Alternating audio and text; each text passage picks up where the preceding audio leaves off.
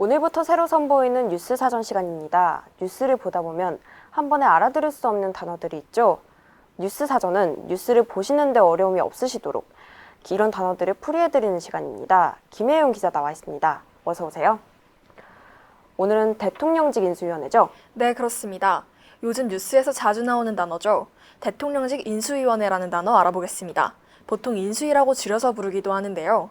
대통령직 인수에 관한 법률에 따르면 대통령 당선인을 보좌하여 대통령직 인수와 관련된 업무를 담당하는 곳이라고 정의돼 있습니다.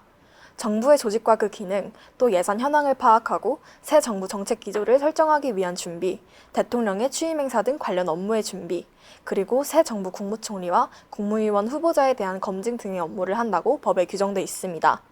쉽게 다시 설명을 드리면 대통령이 취임하기 전에 정부를 어떻게 꾸릴지 고민하고 대통령의 업무를 준비하는 위원회입니다. 전임 정부가 어떻게 국가를 운영했는지 그 내용을 살펴보는 활동을 일단 하고요. 당선인이 후보 시절에 낸 공약을 정책에 반영하기 위해서 준비하고 그 정책을 대통령과 함께 펼쳐나갈 국무총리나 장관 같은 사람들을 찾아 나서는 일도 한다는 겁니다. 단어가 유독 낯설게 느껴지시는 분들이 많을 건데요. 정부가 바뀔 때마다 인수위가 늘 있어왔던 것인가요? 아닌 경우가 있긴 했습니다. 그게 비교적 최근이라 인수위라는 게 익숙하지 않은 여러분도 있으신데요.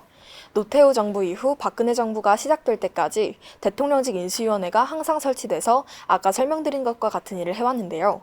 지금 정부인 문재인 정부는 박근혜 정부가 탄핵되면서 치러진 보궐선거에 의해 당선된 정부였습니다. 공직선거법에 따르면 대통령이 없는 상태에서 치러진 선거에서 새로운 대통령이 당선되면 당선 즉시 임기가 시작하게 됩니다. 그래서 지금 정부는 대통령직 인수위원회 없이 시작했습니다. 지금은 전임 대통령 임기 중에 윤석열 당선인이 당선되면서 인수위원회가 설치됐습니다. 인수위가 무엇을 위해 있는 곳인지는 알겠는데 인수위는 구체적으로 어떻게 구성된 조직인가요? 인수위원회가 정확히 어떤 구성의 조직이어야 하는지 정해진 건 없습니다. 18대 대통령직 인수위와 20대 대통령직 인수위의 조직 구조가 다른 점을 예로 들 수 있습니다. 이번 인수위는 어떻게 구성됐는지 일단 윤석열 당선인 기자회견 내용부터 보고 설명드리겠습니다.